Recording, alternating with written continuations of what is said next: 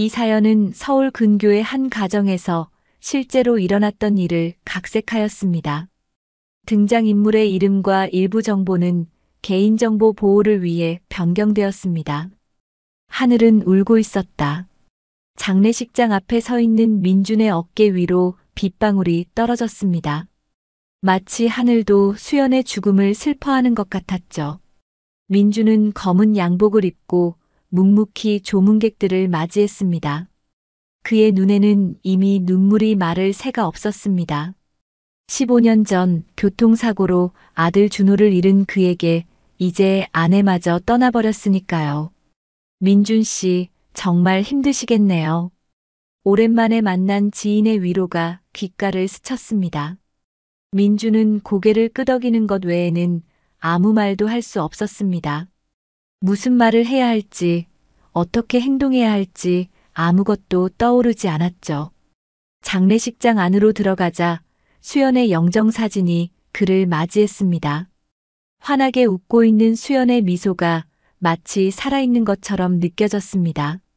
민주는 사진 옆에 놓인 가족사진을 바라봤습니다.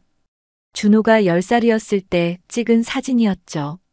준호의 목에는 작고 붉은 점이 있었는데 그것은 준호만의 특별한 표식이었습니다.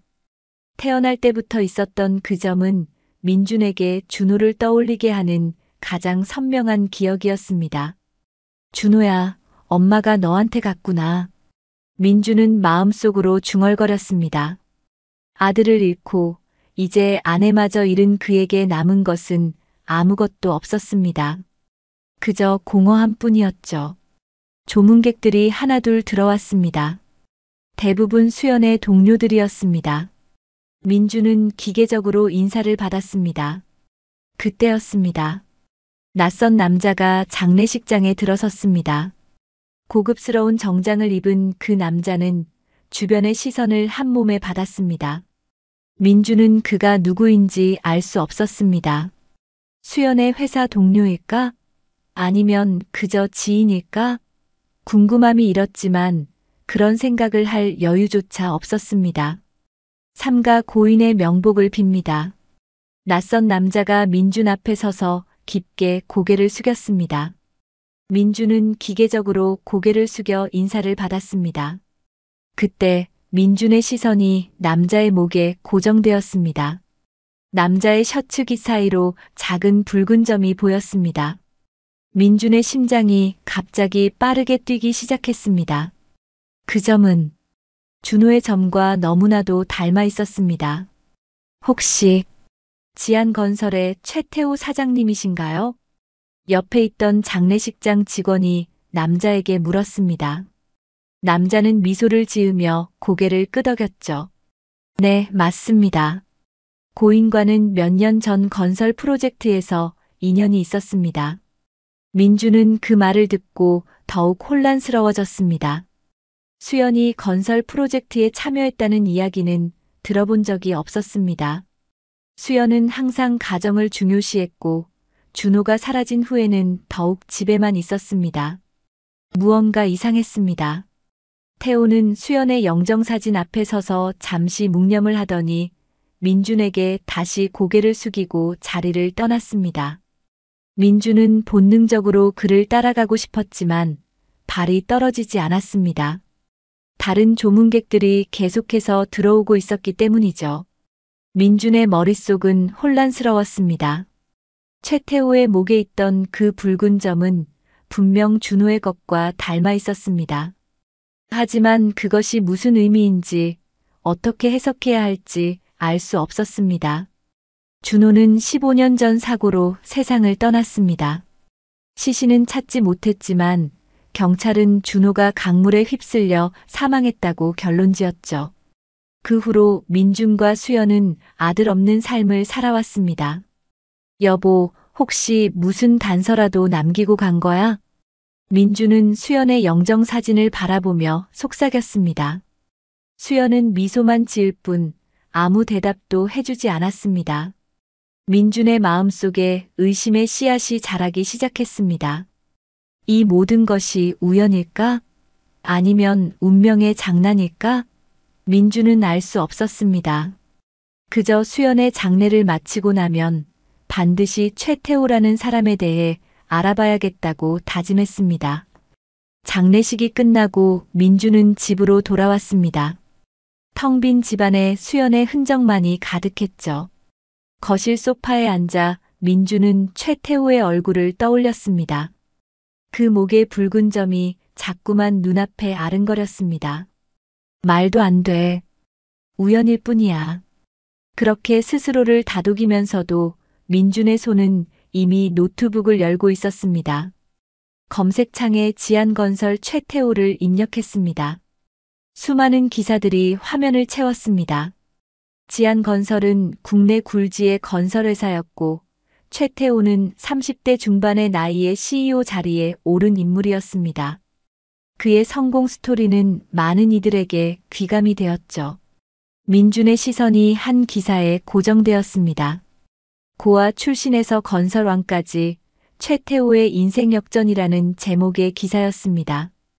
기사 내용에 따르면 최태호는 15년 전 기억상실증으로 고아원에 들어왔다고 합니다. 과거의 기억이 없었지만 뛰어난 두뇌와 끈기로 성공가도를 달렸다고 하더군요. 15년 전, 민준의 손이 떨려왔습니다. 준호가 사라진 것도 15년 전이었습니다. 그리고 최태호의 나이는 지금 25세.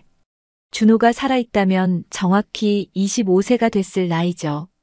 우연이라고 하기엔 너무 많은 일치점이 있었습니다. 민주는 서랍에서 준호의 사진첩을 꺼냈습니다. 준호의 목에 있던 붉은 점이 선명하게 보이는 사진을 찾았죠. 그리고 노트북으로 돌아가 최태호의 사진을 더 찾아보았습니다. 대부분 정장을 입은 모습이라 목이 보이지 않았지만 한 사진에서 셔츠 깃이 살짝 열린 모습이 보였습니다. 그곳에 희미하게 보이는 붉은 점. 민주는 두 사진을 번갈아 보며 심장이 터질 듯한 긴장감을 느꼈습니다. 이건 우연이 아니야. 민준의 머릿속에서 수연의 모습이 떠올랐습니다. 수연은 항상 준호의 사진을 보며 울었습니다. 하지만 때로는 이상하게 평온한 표정을 짓기도 했죠. 마치 무언가를 알고 있는 듯한. 민주는 문득 수연이 남긴 유품 상자가 생각났습니다. 다락방에 올라가 수연의 유품 상자를 내려왔습니다. 상자 안에는 수연이 소중히 여겼던 물건들이 가득했습니다. 민주는 하나하나 꺼내보았습니다. 그때 낯선 서류 봉투가 눈에 들어왔습니다. 봉투를 열자 병원 영수증과 의료 기록이 나왔습니다. 모두 15년 전 날짜의 것들이었죠. 이게 무슨... 의료 기록은 김준호라는 이름으로 되어 있었습니다. 사고 당일 응급실에 실려온 기록이었습니다. 민주는 그 기록을 자세히 읽어 내려갔습니다. 준호는 사망한 것이 아니라 중상을 입고 병원에 실려왔던 것입니다. 의식불명 상태였고 기억상실증 진단을 받았다고 합니다. 민준의 손이 떨려왔습니다. 이어지는 서류들은 더욱 충격적이었습니다. 준호의 입양 서류였습니다. 서명란에는 수연의 서명이 선명했습니다. 수연은 민준 몰래 준호를 입양 보낸 것이었습니다. 왜 이런 짓을? 민준은 분노와 혼란 그리고 희망이 뒤섞인 감정에 휩싸였습니다. 아들이 살아있다는 사실은 기쁨이었지만 아내가 그 사실을 숨겼다는 것은 배신감을 안겨주었습니다. 민주는 수연이 왜 그랬는지 이해할 수 없었습니다. 밤새 민주는 자료를 검토했습니다. 최태호에 관한 모든 정보를 찾아봤죠. 지안건설 본사 위치, 최태호의 일정, 모든 것을 알아냈습니다. 그리고 결심했습니다. 내일 지안건설 본사로 직접 찾아가기로 말이죠. 새벽녘 민주는 준호의 옛 장난감을 꺼내 바라봤습니다. 로봇 인형, 자동차 모형, 모두 준호가 좋아하던 것들이었습니다. 이 장난감들을 다시 준호에게 줄 수 있을까요? 민주는 상상만으로도 가슴이 벅차올랐습니다. 준호야, 아빠가 널 찾았어. 아침이 밝았습니다. 민주는 정장으로 갈아입고 집을 나섰습니다. 지안건설 본사는 강남 한복판에 있었습니다. 높은 유리 건물이 하늘을 찌를 듯 솟아 있었죠.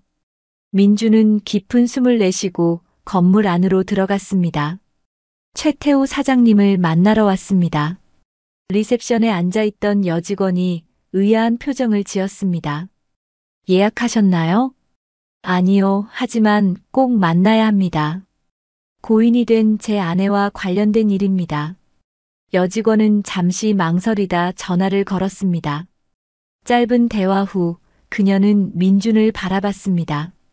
죄송합니다만 사장님은 오늘 외부 미팅이 있으셔서 면담이 어렵다고 하십니다. 민준은 그 말에도 물러서지 않았습니다. 그럼 기다리겠습니다. 언제든 시간이 나시면 만나고 싶습니다. 민준은 로비의 소파에 앉아 기다리기 시작했습니다. 1시간, 2시간. 시간이 흘렀지만 최태호의 모습은 보이지 않았습니다. 민준이 지쳐갈 무렵 엘리베이터 문이 열리고 사람들이 나왔습니다. 그 중에 최태호가 있었습니다. 민준은 벌떡 일어나 그에게 다가갔습니다. 최태호 사장님. 태호는 놀란 표정으로 민준을 바라봤습니다. 민준은 태호의 얼굴을 자세히 살폈습니다. 준호의 눈, 준호의 코, 준호의 입. 모두 닮아 있었습니다. 의심할 여지가 없었습니다.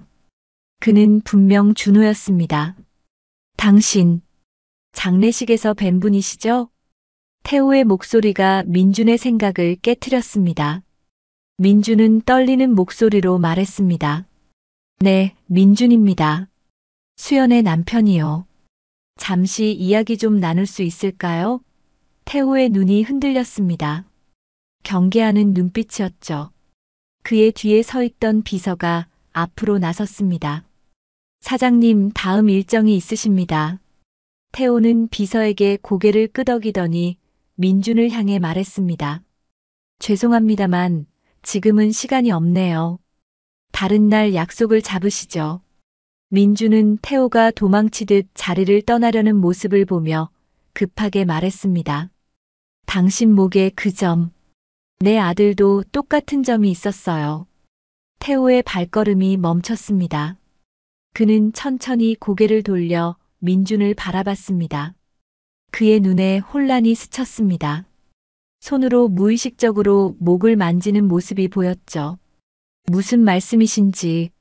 민준은 주머니에서 준호의 사진을 꺼내 태호에게 보여주었습니다. 15년 전 교통사고로 잃어버린 내 아들입니다. 목에 있는 붉은 점을 보세요. 당신과 똑같아요. 태호는 사진을 바라보며 굳어버렸습니다. 그의 얼굴에 당혹감이 스쳤습니다.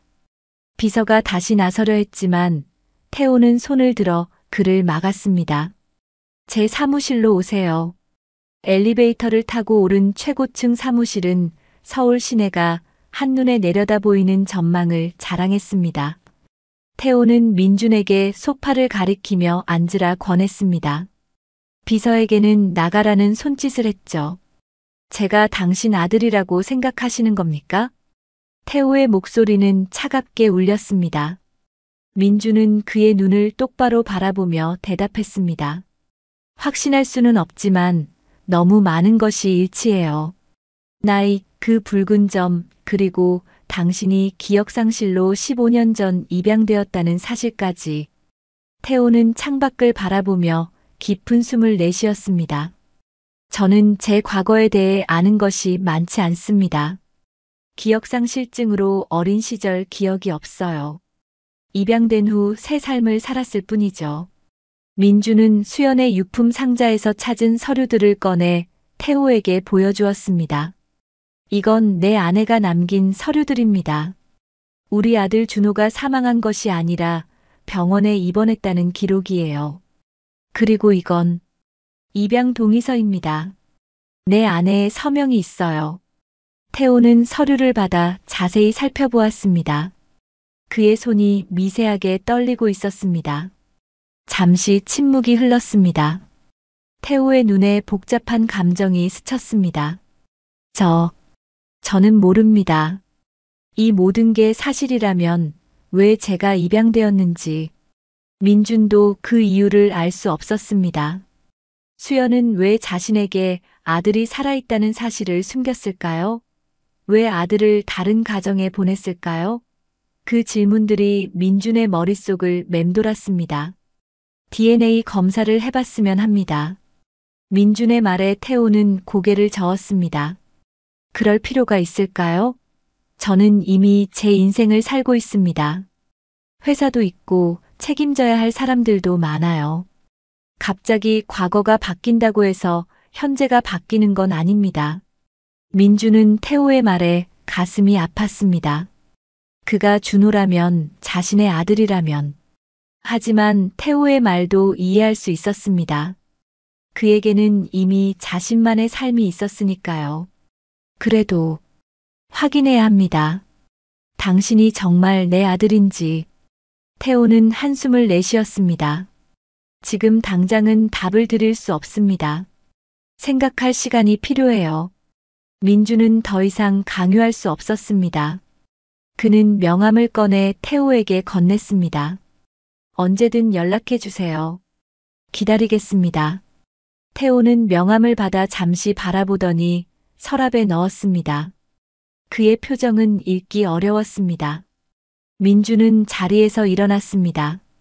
더 이상 할 말이 없었습니다. 태호도 자리에서 일어나 민준을 배웅했습니다. 그리고 한 가지 궁금한 게 있습니다.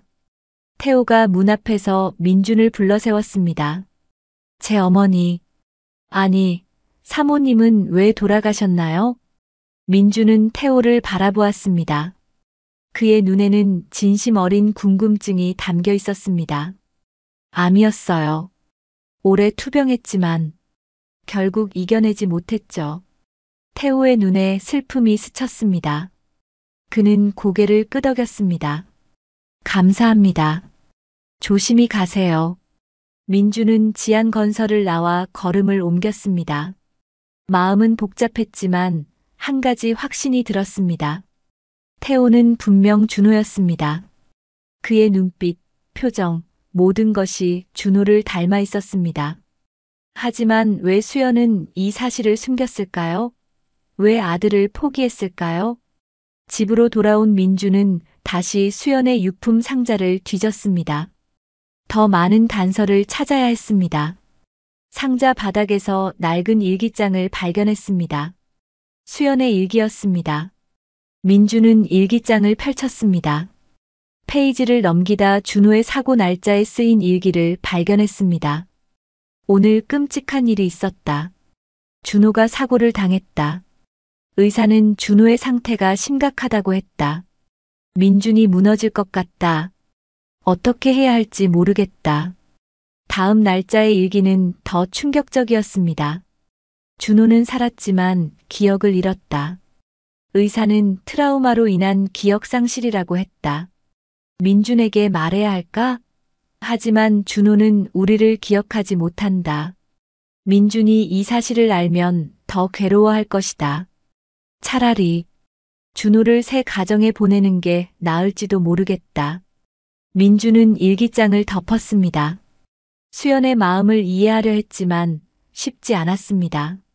아들이 살아있다는 사실을 숨기다니. 하지만 수연 역시 괴로웠을 것입니다. 아들을 2번 잃는 아픔을 겪었으니까요. 민주는 다시 준호의 사진을 꺼내 바라봤습니다. 그리고 최태호의 사진을 옆에 놓았습니다. 어린 준호의 모습과 성인이 된 태호의 모습. 분명 같은 사람이었습니다.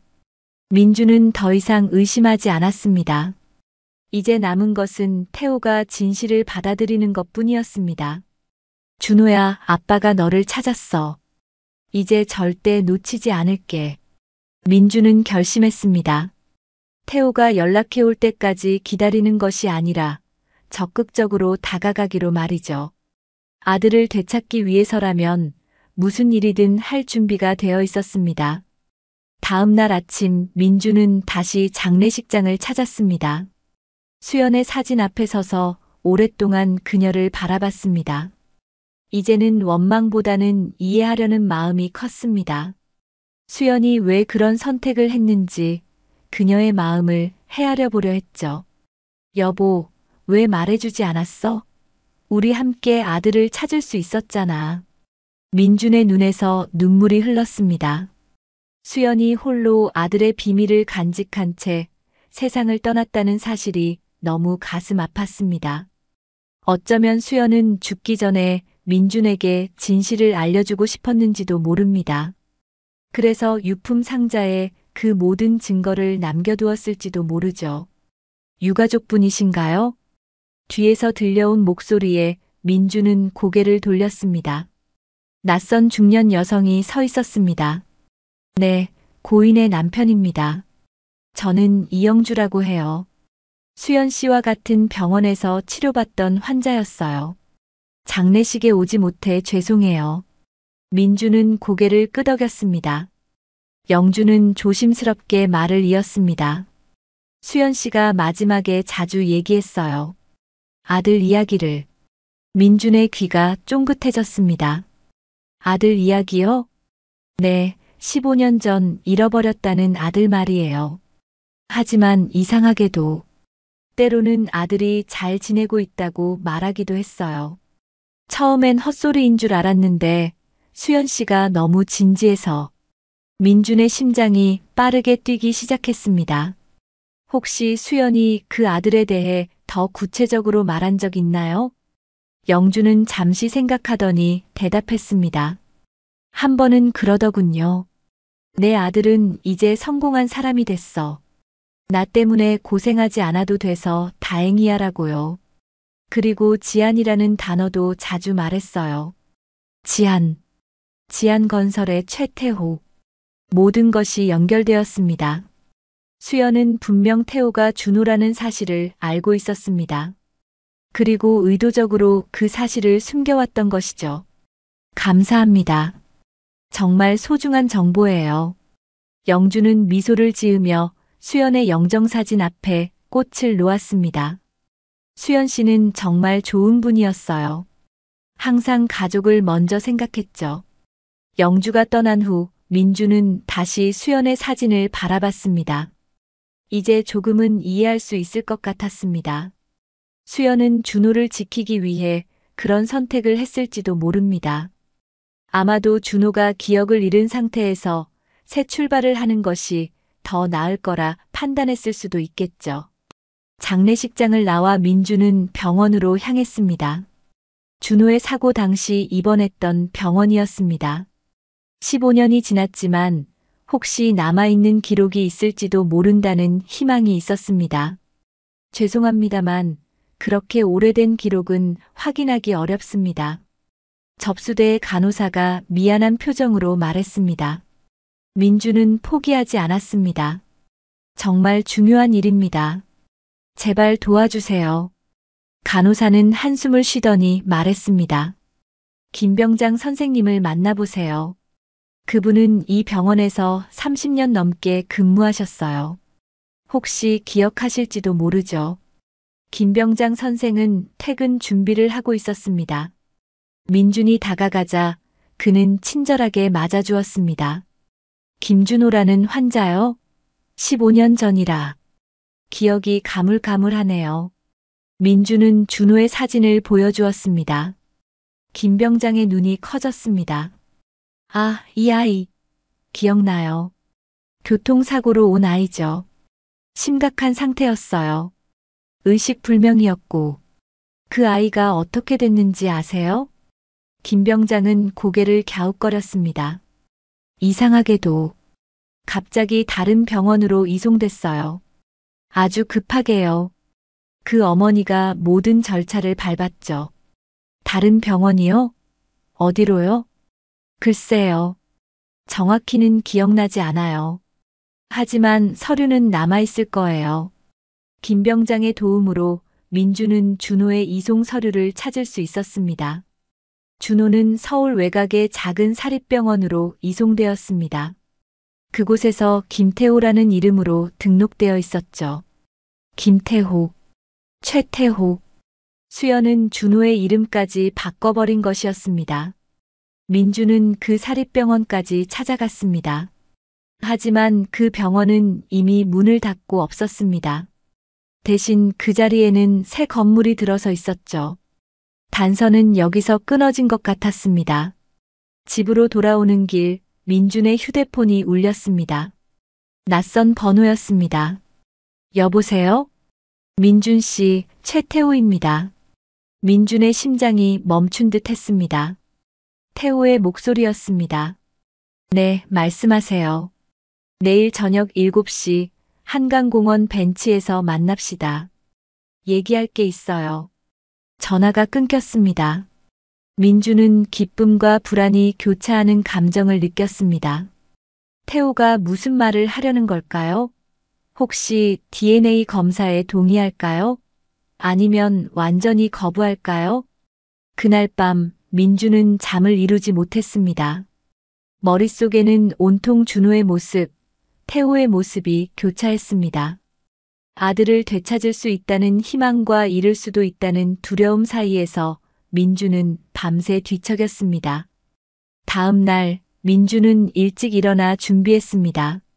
한강공원에서 태호를 만나기까지 아직 시간이 많이 남았지만 가만히 있을 수가 없었습니다. 그는 준호의 옛 장난감들을 다시 꺼내보았습니다. 로봇 인형, 작은 자동차, 색연필, 모두 준호가 좋아하던 것들이었습니다. 민주는 이 물건들을 태호에게 보여주면 어떨까 생각했습니다. 혹시 기억이 돌아올지도 모르니까요. 시간이 흘러 저녁 7시가 되었습니다. 민주는 약속 장소인 한강공원 벤치에 앉아 기다렸습니다. 주변에는 산책하는 사람들, 자전거를 타는 사람들이 있었습니다. 강물은 석양을 받아 붉게 물들어 있었죠. 10분, 20분. 시간이 흘렀지만 태호의 모습은 보이지 않았습니다. 민주는 초조해지기 시작했습니다. 혹시 태호가 오지 않는 걸까요? 민준이 불안해하며 주변을 둘러보는데 뒤에서 목소리가 들렸습니다. 오래 기다리셨나요? 민주는 돌아봤습니다. 태호가 서 있었습니다. 회사 정장이 아닌 캐주얼한 옷차림이었습니다. 그 모습이 더욱 준호와 닮아 보였습니다. 아니요, 괜찮습니다. 태호는 민준 옆에 앉았습니다. 잠시 침묵이 흘렀습니다. 두 사람 모두 강물을 바라보며 말을 꺼내지 못했습니다. 제가 DNA 검사를 했습니다. 태호의 말에 민주는 놀라 그를 바라봤습니다. 혼자서요? 태호는 고개를 끄덕였습니다. 네, 당신의 머리카락을 몰래 채취했어요. 사무실에서 떨어진 것을 주었죠. 민주는 그 말에 웃음이 나왔습니다.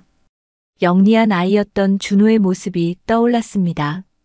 그리고 결과는 태호는 깊은 숨을 내쉬었습니다. 일치했습니다. 당신이 제 친부입니다.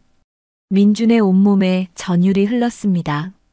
머릿속으로는 이미 확신하고 있었지만 실제로 그 말을 들으니 현실감이 다르게 다가왔습니다. 그의 눈에서 뜨거운 눈물이 흘러내렸습니다. 준호야. 태호는 움찔했습니다. 그 이름이 낯설면서도 어딘가 익숙한 듯 했습니다. 그는 잠시 말없이 강물을 바라보았습니다. 햇빛을 받아 반짝이는 물결이 마치 그의 혼란스러운 마음을 반영하는 듯 했죠. 아직은 저를 그렇게 부르지 말아주세요. 저는 여전히 최태호입니다. 민주는 고개를 끄덕였습니다. 이해했습니다. 25년을 최태호로 살아온 그에게 갑자기 김준호가 되라고 요구할 수는 없었습니다. 시간이 필요했습니다. 당신, 아니, 사모님은 왜 이런 일을 하신 걸까요? 태호의 목소리에는 혼란과 의문이 가득했습니다. 민준 역시 같은 질문으로 밤을 새웠습니다. 왜 수연은 아들이 살아있다는 사실을 숨겼을까요? 아직 완전히 이해하지는 못했습니다. 하지만 수연의 일기와 주변 사람들의 증언을 종합해보면 준호, 아니 당신이 기억상실증에 걸려 우리를 기억하지 못하는 모습을 보는 것이 너무 고통스러웠던 것 같아요. 그리고 어쩌면 당신에게 새 출발을 주고 싶었는지도 모릅니다. 태호는 주머니에서 작은 종이를 꺼냈습니다. 오래된 사진이었습니다. 어린 소년과 여성이 함께 찍은 사진이었죠. 이 사진은 제가 입양된 후 얼마 안 되어 찍은 겁니다. 저와 함께 있는 여성이 사모님입니다. 민주는 놀라 사진을 자세히 보았습니다. 분명 수연이었습니다. 어린 태호, 아니 준호와 함께 웃고 있는 수연의 모습이었습니다. 수연은 당신을 포기하지 않았던 거예요. 멀리서라도 지켜보고 있었던 거죠. 태호는 고개를 끄덕였습니다. 네, 제 양부모님 말씀으로는 멀리 사는 이모라고 하셨어요. 1년에 두세 번 찾아와 저를 보고 가셨다고 합니다. 지금 생각해보면 그분이 제 친어머니였던 거죠. 민준의 가슴이 아팠습니다. 수연은 준호를 완전히 포기한 것이 아니었습니다. 멀리서라도 아들의 성장을 지켜보고 싶었던 것이죠. 하지만 왜 민준에게는 그 사실을 알리지 않았을까요? 사모님은 제가 크면서 어떤 모습이었는지 알고 계셨나요? 제가 건설회사 사장이 된 것도? 민주는 슬프게 미소 지었습니다. 글쎄요, 정확히는 모르겠습니다. 하지만 수연이 마지막에 내 아들은 이제 성공한 사람이 됐어라고 말했다는 증언이 있어요. 아마도 알고 있었을 겁니다. 태호의 눈에 눈물이 맺혔습니다. 그는 재빨리 손등으로 눈물을 닦았습니다. CEO로서 눈물을 보이는 것이 익숙하지 않은 듯 했죠. 그렇다면 왜 끝까지 비밀로 했을까요? 왜 저에게 진실을 말해주지 않았을까요? 민주는 한강을 바라보며 깊은 생각에 잠겼습니다. 수연의 마음을 완전히 이해하긴 어려웠지만 그녀의 선택을 존중하고 싶었습니다. 어쩌면 당신의 현재 삶을 망치고 싶지 않았던 걸지도 모릅니다. 당신은 이미 성공한 사람이었으니까요. 과거로 돌아가는 것이 당신에게 좋을지 확신하지 못했던 거죠. 태호는 고개를 끄덕였습니다. 그의 눈에는 복잡한 감정이 담겨 있었습니다. 그런데 사모님은 왜 갑자기 제게 접근하신 걸까요? 장례식에 저를 오게 하신 이유가. 민주는 놀라 태호를 바라봤습니다. 당신을 오게 했다고요? 태호는 주머니에서 편지를 꺼냈습니다. 이 편지가 한 달 전에 왔습니다. 발신인은 없었지만 지금 생각해보면 사모님이 보내신 것 같아요. 민주는 편지를 펼쳐 읽었습니다. 태호에게. 당신은 나를 모르겠지만 나는 당신을 잘 알고 있습니다. 내가 세상을 떠나면 내 장례식에 와주길 바랍니다. 그곳에서 당신의 과거를 찾을 수 있을 것입니다. 김수연. 민준의 손이 떨렸습니다. 수연은 마지막까지 모든 것을 계획했던 것이었습니다. 자신이 떠난 후에 민준과 준호가 재회할 수 있도록 말이죠. 수연은 끝까지 우리 가족을 생각했던 거예요. 태호는 고개를 끄덕였습니다. 그의 눈에는 이제 존경의 빛이 담겨 있었습니다. 사모님은 정말 대단한 분이셨네요. 제가 그분의 아들이었다니 자랑스럽습니다. 민준과 태호는 한강변을 따라 천천히 걸었습니다. 가을바람이 두 사람의 머리카락을 흐트렸습니다. 15년 만의 재회는 어색하면서도 묘하게 편안했습니다. 어린 시절 기억이 전혀 없나요? 민준이 조심스럽게 물었습니다. 태호는 고개를 저었습니다. 아니요. 가끔 희미한 이미지가 떠오르긴 하지만 구체적인 기억은 없습니다. 의사들은 심각한 트라우마로 인한 기억 상실이라고 했어요. 민주는 주머니에서 작은 물건을 꺼냈습니다. 작은 로봇 인형이었습니다. 이건 준호가 가장 아끼던 장난감이에요. 어디를 가든 항상 들고 다녔죠. 태호는 로봇 인형을 받아들었습니다. 그의 손가락이 인형의 표면을 따라 움직였습니다. 갑자기 그의 눈에 변화가 일었습니다. 이 로봇, 등에 흠집이 있어야 해요. 민주는 놀라 태호를 바라봤습니다. 맞아요. 준호가 5살 때 떨어뜨려서 생긴 흠집이에요. 태호는 로봇을 뒤집어 보았습니다. 그리고 등에 있는 작은 흠집을 발견했습니다. 그의 손이 떨리기 시작했습니다. 나 기억나요. 이 로봇과 함께 놀던 기억이. 그리고 여자. 아마도 어머니가 조심히 다뤄야 한다고 말하던 소리가. 민주는 태호의 어깨를 붙잡았습니다. 태호의 눈에는 혼란과 깨달음이 교차했습니다. 기억이 돌아오고 있는 건가요? 태호는 고개를 저었습니다. 아니요, 단편적인 조각들만. 하지만 이건 분명 제 기억입니다. 꿈이나 상상이 아닌. 민주는 더 이상 참을 수 없었습니다. 그는 태호를 품에 안았습니다. 태호는 잠시 굳었지만 곧 어색하게 민준의 등을 토닥였습니다. 아직은 시간이 필요합니다.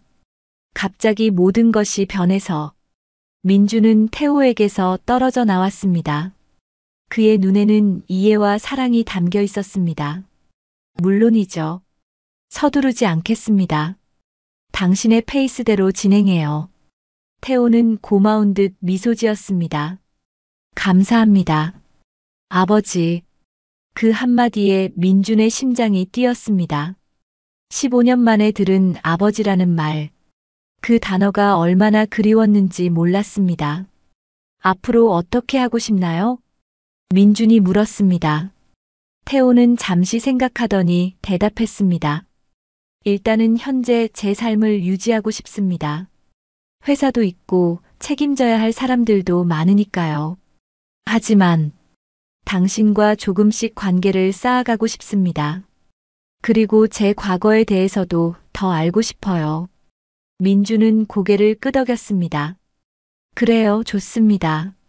당신이 원하는 대로 하죠. 나는 언제든 여기 있을 거예요. 한강의 야경이 두 사람을 비추었습니다. 이제 막 시작된 부자의 새로운 여정. 앞으로 어떤 일들이 기다리고 있을지 알 수 없었지만 민주는 희망을 느꼈습니다.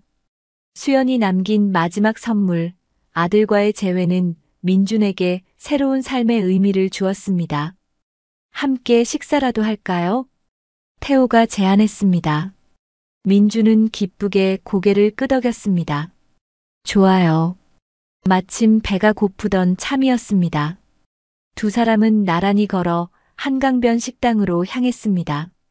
15년의 시간을 뛰어넘어 부자는 새로운 시작을 맞이했습니다. 식당에 들어서자 따뜻한 공기가 두 사람을 감쌌습니다. 한강이 내려다 보이는 자리에 앉은 민준과 태호는 잠시 메뉴를 살펴보았습니다. 어색한 침묵이 흘렀죠. 어떤 대화를 나눠야 할지 두 사람 모두 망설이고 있었습니다. 어떤 음식을 좋아하세요? 민준이 먼저 입을 열었습니다.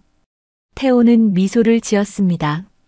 사실 매운 음식을 좋아합니다. 특히 김치찌개요. 민준의 눈이 빛났습니다. 준호도 김치찌개를 무척 좋아했어요. 항상 2그릇을 비웠죠. 태호는 흥미롭다는 듯 고개를 끄덕였습니다. 정말요? 저도 한 그릇으로는 부족해서 항상 리필을 해요. 두 사람은 웃음을 터뜨렸습니다. 작은 공통점 하나가 어색한 분위기를 풀어주었습니다. 김치찌개 2그릇을 주문한 후 이야기는 자연스럽게 이어졌습니다. 그럼 양부모님은 어떤 분들이셨나요? 민준이 조심스럽게 물었습니다. 태호의 눈에 따뜻한 빛이 어렸습니다. 정말 좋은 분들이세요. 아버지는 중학교 교사였고 어머니는 간호사셨어요. 두 분 다 저를 친자식처럼 사랑해 주셨습니다. 지금은 제주도에서 은퇴 생활을 하고 계시죠. 민주는 고개를 끄덕였습니다. 아들을 잘 돌봐준 사람들에게 감사함을 느꼈습니다. 그분들은 제가 당신의 친아들이라는 사실을 알고 계실까요? 태호가 물었습니다. 민주는 생각에 잠겼습니다. 글쎄요, 수연이 모든 사실을 알렸을지는 모르겠습니다. 하지만 어쩌면 알고 있었을지도 모르죠. 그분들에게 진실을 말할 생각인가요? 태호는 한숨을 내쉬었습니다. 아직은 잘 모르겠습니다. 그분들에게 상처를 주고 싶지 않아요. 저를 키우기 위해 많은 희생을 하셨으니까요. 민주는 태호의 마음을 이해했습니다. 친부모를 찾았다는 사실이 양부모에게 상처가 될 수도 있었으니까요. 서두를 필요 없어요. 모든 건 당신의 페이스대로 진행하면 돼요. 음식이 나왔습니다. 두 사람은 맛있게 식사를 했습니다. 대화는 자연스럽게 태호의 회사 이야기, 민준의 직업 이야기로 이어졌습니다. 민준은 건축 설계사였고 태호의 건설 분야와 연관성이 있어 대화가 더욱 활발해졌습니다. 사실 어제 저녁부터 계속 생각했어요. 태호가 숟가락을 내려놓으며 말했습니다. 제가 정말 김준호라면, 그리고 그 사고가 있었다면 왜 기억이 완전히 사라졌을까요? 보통 기억상실증은 일부 기억만 잃는 경우가 많다고 들었는데 민주는 수연의 일기를 떠올렸습니다. 수연의 일기에 따르면 의사는 트라우마로 인한 기억상실이라고 진단했다고 해요. 아마도 사고 자체가 너무 충격적이었나 봐요. 태호는 고개를 갸웃거렸습니다. 그 사고가 어떤 사고였는지 자세히 알 수 있을까요? 민준의 표정이 어두워졌습니다. 그날의 기억은 여전히 그에게 악몽과도 같았습니다. 15년 전 여름이었어요. 우리 가족은 강원도로 휴가를 갔습니다. 마지막 날 계곡에서 놀다가 갑자기 폭우가 내렸어요. 모두 대피하는 과정에서 준호가 실종됐습니다. 나중에 경찰은 준호가 불어난 계곡물에 휩쓸렸다고 결론지었죠. 민준의 눈에 눈물이 맺혔습니다. 태호는 민준의 이야기를 듣고 있는 동안 머릿속에 희미한 이미지가 스쳐 지나가는 것을 느꼈습니다. 비, 물살, 누군가의 외치는 소리. 혹시 계곡 근처에 다리가 있었나요? 태호가 갑자기 물었습니다. 민주는 놀라 태호를 바라봤습니다. 그래요. 작은 나무 다리가 있었어요. 하지만 어떻게? 태호는 자신의 머리를 만졌습니다. 머릿속에 잔상처럼 남아있는 기억들이 조각조각 맞춰지는 듯 했습니다. 가끔 꿈에서 봤어요. 비가 내리는 나무다리 위에 서 있는 모습을. 그리고 누군가 제 이름을 부르는 소리도. 민주는 흥분했습니다. 태호의 기억이 조금씩 돌아오고 있는 것 같았습니다. 하지만 태호는 고개를 저었습니다. 하지만 단편적인 이미지일 뿐이에요. 확실한 기억이라고 말할 수는 없습니다. 식사를 마친 후 두 사람은 다시 한강변을 걸었습니다. 가을밤의 공기는 차가웠지만 두 사람의 마음은 점점 따뜻해지고 있었습니다. 내일 시간이 되신다면 준호의 방을 보여드리고 싶어요. 민준이 조심스럽게 제안했습니다. 태호는 잠시 생각하더니 고개를 끄덕였습니다. 좋습니다. 내일 오후에 시간을 내볼게요. 헤어지기 전 민주는 주머니에서 작은 상자를 꺼냈습니다. 이건 준호의 것이었어요. 가지고 계세요. 태호는 상자를 열었습니다. 작은 목걸이였습니다. 목걸이 펜던트에는 J라는 이니셜이 새겨져 있었습니다. 준호의 이니셜이에요. 10살 생일에 선물했던 거죠. 태호는 목걸이를 조심스럽게 손에 쥐었습니다. 따뜻한 감각이 손을 통해 전해졌습니다. 마치 오래된 친구를 만난 것 같은 느낌이었죠. 감사합니다. 다음 날 오후 태호는 민준의 집을 찾았습니다. 아파트 현관 앞에 서서 태호는 깊은 숨을 내쉬었습니다. 문을 두드리자 민준이 반갑게 맞이했습니다. 어서 와요. 들어오세요. 태호는 조심스럽게 집 안으로 들어섰습니다. 거실은 깔끔했지만 어딘가 쓸쓸해 보였습니다. 수연이 떠난 빈자리가 느껴졌습니다. 준호의 방은 이쪽이에요. 민주는 태호를 복도 끝 방으로 안내했습니다. 문을 열자 시간이 멈춘 듯한 공간이 나타났습니다. 벽에는 어린 준호의 그림들이 걸려 있었고 침대 위에는 인형들이 가지런히 놓여 있었습니다. 책장에는 동화책과 만화책이 꽂혀 있었죠. 15년 동안 그대로 보존했어요. 수연이 언젠가 준호가 돌아올 거야 라고 말했거든요. 처음에는 그저 상실감 때문에 하는 말이라고 생각했는데 이제 보니 수연은 진실을 알고 있었던 거였네요. 태호는 방 안을 천천히 둘러보았습니다. 벽에 걸린 그림 앞에 멈춰 섰습니다. 4명의 사람이 손을 잡고 있는 그림이었습니다. FAMILY라고 서툰 글씨로 적혀 있었죠. 이건 제가 그린 건가요? 민주는 고개를 끄덕였습니다. 네, 준호가 8살 때 그렸어요. 학교 미술 시간에 그려온 거였죠. 태호는 그림을 오랫동안 바라봤습니다. 그림 속 가족의 행복한 모습에 가슴이 아팠습니다. 그는 침대 위에 앉았습니다. 그때 무언가가 시선을 끌었습니다. 침대 옆 서랍장 위에 놓인 작은 일기장이었습니다. 이건 민준이 설명했습니다. 준호의 일기장이에요. 9살 때부터 쓰기 시작했죠. 태호는 조심스럽게 일기장을 펼쳤습니다. 서툰 글씨체로 쓰인 일기들이 그를 맞이했습니다. 오늘 아빠랑 자전거 탔다. 넘어져서 무릎이 아팠지만 아빠가 안아주셔서 괜찮았다. 엄마가 만든 김치찌개 정말 맛있다. 2 그릇이나 먹었다. 크리스마스에 로봇 장난감 받고 싶다. 산타 할아버지한테 편지 썼다. 태호의 손이 떨렸습니다. 이 글들은 분명 자신이 쓴 것이었습니다. 하지만 그 기억은 완전히 지워져 있었습니다. 마지막 페이지에 쓰인 일기가 눈에 들어왔습니다. 내일 강원도 여행 간다. 계곡에서 물놀이 하고 싶다. 엄마가 조심하라고 했지만 나는 용감하니까 괜찮을 거다. 그 다음 페이지는 비어 있었습니다. 이것이 준호의 마지막 일기였습니다. 태호는 일기장을 덮었습니다.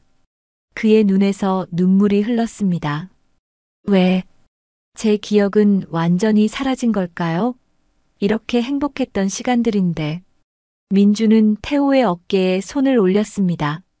어쩌면 너무 갑작스러운 이별과 충격 때문이었을지도 모릅니다. 의사들은 때로는 마음이 스스로를 보호하기 위해 기억을 차단한다고 하더군요. 태호는 고개를 끄덕였습니다. 그의 마음속에는 혼란과 슬픔, 그리고 이상하게도 안도감이 함께 있었습니다. 이제 자신이 누구인지 알게 되었으니까요. 태호는 준호의 방에서 나온 후 거실 소파에 앉았습니다. 민주는 부엌에서 차를 준비해 왔습니다. 2 사람은 잠시 침묵 속에서 차를 마셨습니다. 태호의 머릿속은 복잡했습니다. 자신이 김준호라는 사실, 그리고 잃어버린 15년의 기억들. 모든 것이 혼란스러웠습니다. 양부모님은 제가 실종된 아이라는 걸 알고 계셨을까요? 민주는 생각에 잠겼습니다. 아마도 알고 계셨을 겁니다. 수연이 직접 입양을 주선했으니까요.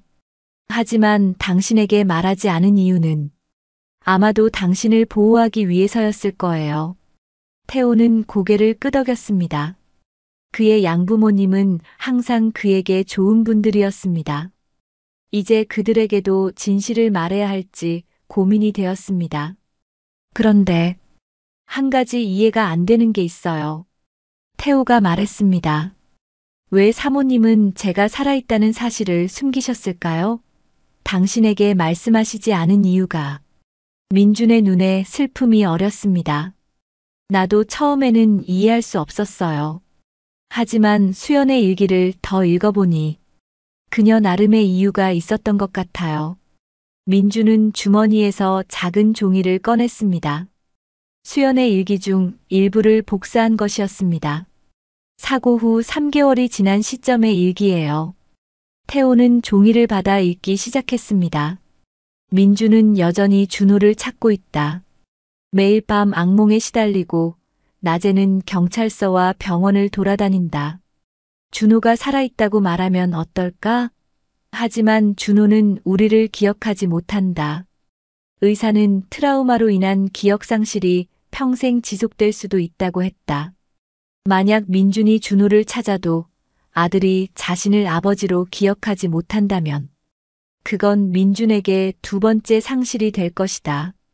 차라리 준호를 좋은 가정에 보내고 민준에게는 준호가 하늘나라에 갔다고 말하는 게 나을지도 모르겠다. 이것이 정말 옳은 결정일까? 태호는 숨이 막혔습니다. 수연의 마음이 느껴졌습니다. 민준을 보호하기 위한 어쩌면 잘못된 방식이었을지 모르지만 사랑에서 비롯된 결정이었습니다. 그리고 이건 6년 후의 일기예요. 민준이 두 번째 종이를 건넸습니다. 오늘 태호를 보러 갔다. 16살이 된 아들은 이제 어엿한 청년이 되어가고 있다. 학교에서 우등생이라고 한다. 참 자랑스럽다. 민준에게 이 사실을 말하고 싶지만 이제는 너무 늦었다. 너무 많은 시간이 흘렀고 내가 한 선택을 어떻게 설명할 수 있을까? 민준은 나를 용서하지 못할 것이다. 그리고 태호에게도 혼란만 줄 뿐이다. 그저 멀리서 지켜보는 것으로 만족해야겠다. 태호의 눈에서 눈물이 흘렀습니다. 그는 재빨리 닦았지만 감정을 숨길 수 없었습니다. 사모님은 정말 저를 사랑하셨군요. 민준도 눈물을 참으며 고개를 끄덕였습니다. 네, 수연은 당신을 정말 많이 사랑했어요. 비록 잘못된 방식이었을지 모르지만 그녀 나름의 사랑이었죠. 태호는 마지막 종이를 받아들었습니다. 수연의 마지막 일기였습니다. 의사는 내게 시간이 얼마 남지 않았다고 했다. 이제 모든 진실을 밝혀야 할 때가 온 것 같다. 민준과 태호가 서로를 찾을 수 있도록 도와야 한다. 하지만 직접 말하기는 너무 두렵다. 내가 떠난 후에 그들이 서로를 찾을 수 있도록 단서를 남겨둬야겠다. 민준에게는 유품 상자를, 태호에게는 편지를. 그들이 서로를 찾아 행복해지길 바란다. 그리고 언젠가 나를 용서해 주길. 태호는 일기를 다 읽고 종이를 민준에게 돌려주었습니다. 두 사람 모두 감정에 복받쳐 말을 잇지 못했습니다. 저는 사모님을 원망하지 않아요. 태호가 마침내 입을 열었습니다. 그분은 자신이 옳다고 생각한 일을 하신 거니까요. 비록 그 결정이 옳았는지는 모르겠지만 민주는 고개를 끄덕였습니다. 나도 수연을 용서했어요. 처음에는 배신감을 느꼈지만 이제는 그녀의 마음을 이해할 수 있을 것 같아요. 대화는 자연스럽게 태호의 현재 삶으로 옮겨갔습니다. 그가 어떻게 CEO가 되었는지, 그의 꿈과 목표는 무엇인지 말이죠. 사실 지안건설은 양부의 친구분이 운영하던 회사였어요. 제가 대학 시절 인턴으로 들어갔다가 능력을 인정받아 빠르게 승진했죠. 전 사장님이 건강 문제로 은퇴하시면서 저를 후계자로 지목하셨고요. 민주는 감탄했습니다. 정말 대단하네요. 어린 나이에 그런 중책을 맡다니. 태호는 미소를 지었습니다. 힘들 때도 많았지만 제가 좋아하는 일이라 행복했습니다. 건설업은 무에서 유를 창조하는 일이잖아요. 민주는 그 말에 공감했습니다. 나도 그래서 건축 설계를 좋아해요. 종이 위에 선 하나가 실제 건물이 되는 과정이 항상 경이롭죠. 두 사람은 직업적 공통점으로 더욱 가까워졌습니다. 태호는 민준의 설계 포트폴리오를 보고 싶다고 했고, 민준은 기쁘게 보여주었습니다. 그들은 건축과 건설에 대한 이야기를 나누며 시간 가는 줄 몰랐습니다. 그런데 한 가지 더 궁금한 게 있어요. 태호가 말했습니다. 왜 사모님은 마지막에 저를 찾으셨을까요? 장례식에 오라는 편지를 보내신 이유가. 민주는 생각에 잠겼습니다. 아마도 수연은 마지막까지 당신과 나 사이의 관계를 걱정했던 것 같아요. 자신이 살아있는 동안에는 진실을 말할 용기가 없었지만 떠난 후에는 우리가 서로를 찾아 화해하기를 바랐던 거죠. 태호는 고개를 끄덕였습니다. 그의 눈에는 이제 복잡한 감정 대신 평온함이 깃들어 있었습니다. 저도 그렇게 생각합니다. 사모님은 끝까지 우리 가족을 생각하셨네요. 태호의 휴대폰이 울렸습니다. 그는 전화를 받고 잠시 대화를 나눈 후 민준을 바라봤습니다. 죄송합니다. 회사에 급한 일이 생겼어요. 먼저 가봐야 할 것 같습니다. 민준은 이해한다는 듯 고개를 끄덕였습니다. 물론이죠. 언제든 시간이 되면 다시 찾아와요. 태호는 일어서서 민준과 악수를 나눴습니다. 그런데 갑자기 민준은 태호를 끌어안았습니다. 태호는 잠시 놀랐지만 곧 민준의 등을 가볍게 토닥였습니다. 내일 저녁 시간이 된다면 같이 식사하고 싶은데요. 제가 알고 있는 좋은 레스토랑이 있습니다. 태호가 제안했습니다. 민준은 기쁘게 고개를 끄덕였습니다. 좋아요. 꼭 가고 싶네요. 태호가 떠난 후 민준은 준호의 방으로 다시 들어갔습니다. 그는 벽에 걸린 가족 사진을 바라보았습니다. 수연, 준호, 그리고 자신. 행복했던 시절의 모습이었습니다. 수연아, 고마워. 준호를 다시 찾게 해줘서. 민준의 눈에서 눈물이 흘렀습니다. 하지만 이번에는 슬픔의 눈물이 아니었습니다. 희망과 감사의 눈물이었죠. 비록 수연은 떠났지만 그녀는 마지막 선물로 민준에게 아들을 돌려주었습니다. 그날 밤 민준은 오랜만에 편안한 잠을 잤습니다. 악몽도 불면증도 없었습니다. 그저 평온한 휴식이었죠. 내일은 새로운 시작이 될 것입니다. 아들과 함께하는 새로운 인생의 시작. 한편 태호는 자신의 고급 아파트로 돌아와 소파에 몸을 던졌습니다. 그의 머릿속은 복잡했지만 이상하게도 마음은 평온했습니다. 마치 오랫동안 풀지 못했던 퍼즐의 마지막 조각을 찾은 것 같은 느낌이었습니다. 그는 주머니에서 어제 민준이 준 목걸이를 꺼냈습니다. 제이라는 이니셜이 새겨진 펜던트를 바라보며 태호는 생각했습니다. 자신은 이제 김준호이자 최태호입니다. 두 개의 정체성을 가진 사람. 하지만 더 이상 혼란스럽지 않았습니다. 오히려 온전한 자신을 찾은 것 같은 기분이었습니다. 태호는 목걸이를 목에 걸었습니다. 이제 그는 새로운 여정을 시작할 준비가 되어 있었습니다. 다음 날 저녁 민주는 태호가 예약한 레스토랑으로 향했습니다. 강남의 고급 한정식 집이었습니다. 민주는 정장을 차려입고 매장 앞에 도착했습니다. 태호는 이미 와서 기다리고 있었습니다. 오래 기다리셨나요? 민준이 물었습니다. 태호는 미소를 지으며 고개를 저었습니다. 아니요, 방금 도착했습니다. 들어가실까요? 두 사람은 예약된 자리로 안내받았습니다. 조용한 룸이었습니다. 창밖으로는 서울의 야경이 펼쳐져 있었습니다. 민주는 태호의 목에 걸린 목걸이를 발견하고 미소 지었습니다. 제이 이니셜이 달린 목걸이. 준호의 목걸이였습니다. 목걸이가 잘 어울리네요. 태호는 목걸이를 만지며 고개를 끄덕였습니다. 네, 어제부터 계속 하고 있습니다. 이상하게도 편안한 느낌이 들어요. 음식이 나오기 시작했습니다. 정갈한 한정식 코스였습니다.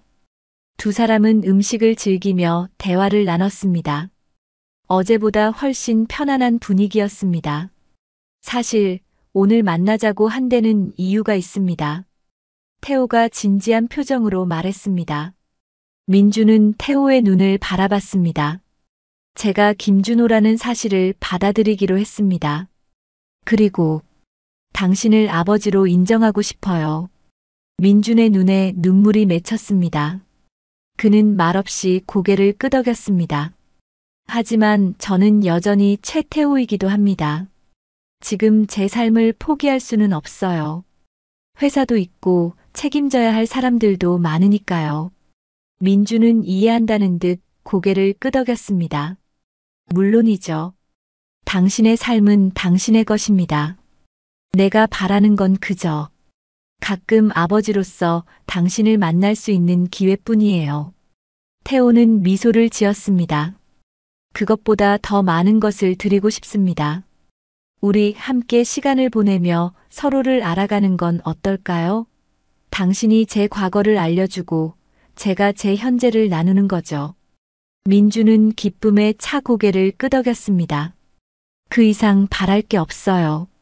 태호는 와인 잔을 들었습니다. 그럼 새로운 시작을 위해 건배합시다. 두 사람의 잔이 부딪히며 맑은 소리가 울렸습니다. 그것은 마치 새로운 시작을 알리는 종소리 같았습니다. 사실 어제 밤부터 조금씩 기억이 돌아오고 있어요. 태호가 조심스럽게 말했습니다. 민준의 눈이 커졌습니다. 정말요? 어떤 기억들인가요? 태호는 와인 잔을 천천히 돌리며 말했습니다. 단편적인 이미지들이에요. 계곡에서 놀던 기억, 당신이 저를 어깨에 태우고 걷던 기억, 수연. 어머니가 김치찌개를 끓여주시던 향기. 민준의 눈에서 눈물이 흘렀습니다. 준호의 기억이 돌아오고 있었습니다. 의사는 기억이 완전히 돌아오지 않을 수도 있다고 했어요. 하지만 중요한 건 그게 아니라 앞으로 우리가 함께 만들어갈 새로운 기억들이라고 생각합니다. 태호의 말에 민주는 공감했습니다. 과거는 중요하지만 미래가 더 중요했습니다. 그런데 한 가지 더 말씀드릴 게 있습니다.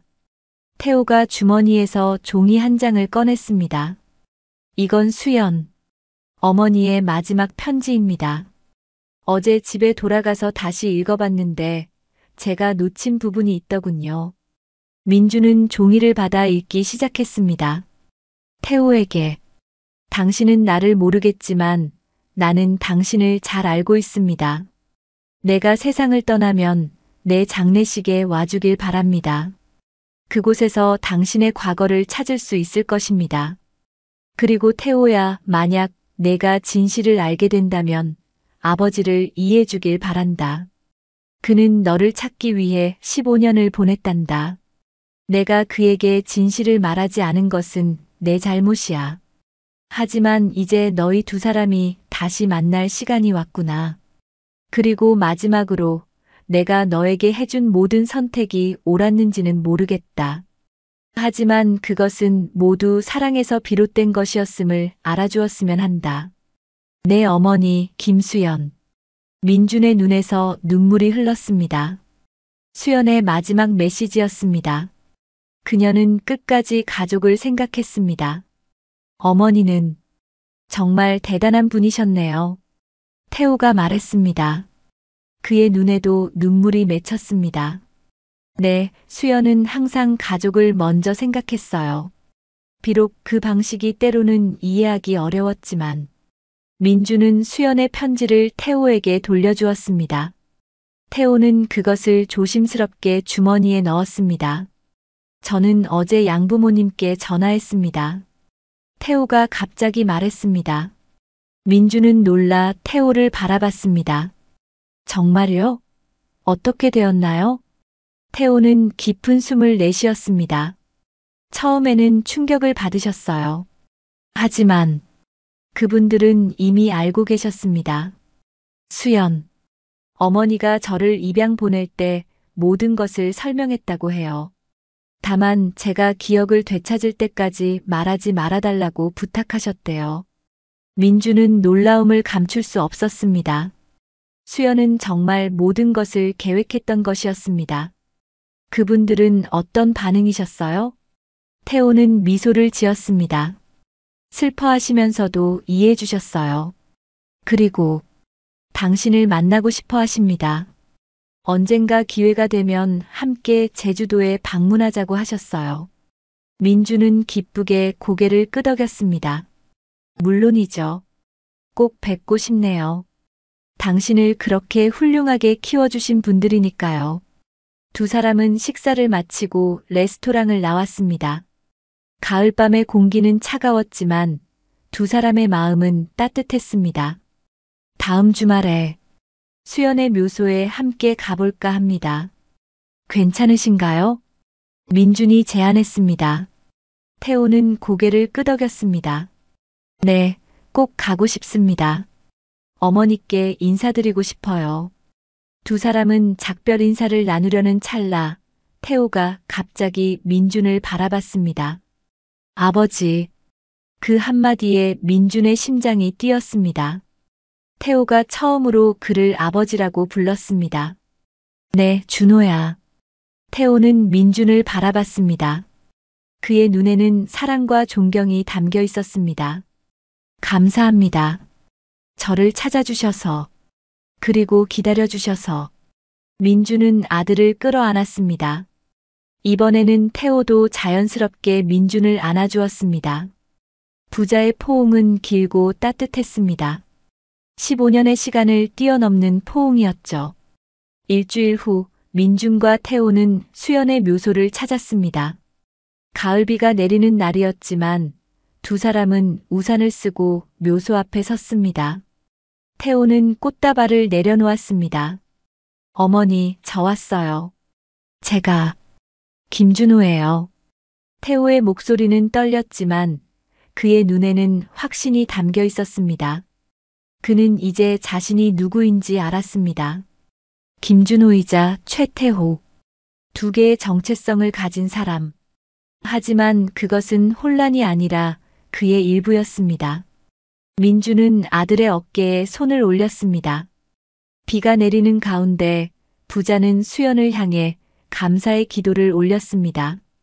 수연은 떠났지만 그녀의 사랑은 여전히 두 사람을 연결해주고 있었습니다. 여보, 고마워. 우리 아들을 지켜줘서. 그리고 나에게 돌려줘서. 민준의 속삭임은 빗소리에 묻혀 들리지 않았지만 그의 마음은 수연에게 닿았을 것입니다. 비가 그치고 햇살이 비치기 시작했습니다. 마치 수연이 미소를 보내는 것 같았습니다. 민준과 태호는 나란히 서서 하늘을 바라봤습니다. 새로운 시작을 알리는 무지개가 하늘에 걸렸습니다. 가자, 준호야. 이제 우리의 새로운 이야기를 시작하자. 민준이 말했습니다. 태호는 미소를 지으며 고개를 끄덕였습니다. 네, 아버지. 두 사람은 나란히 걸어 묘지를 빠져나왔습니다. 아버지와 아들, 15년 만에 재회한 두 사람의 새로운 여정이 시작되었습니다. 그리고 어딘가에서 수연이 그들을 지켜보며 미소 짓고 있을 것입니다.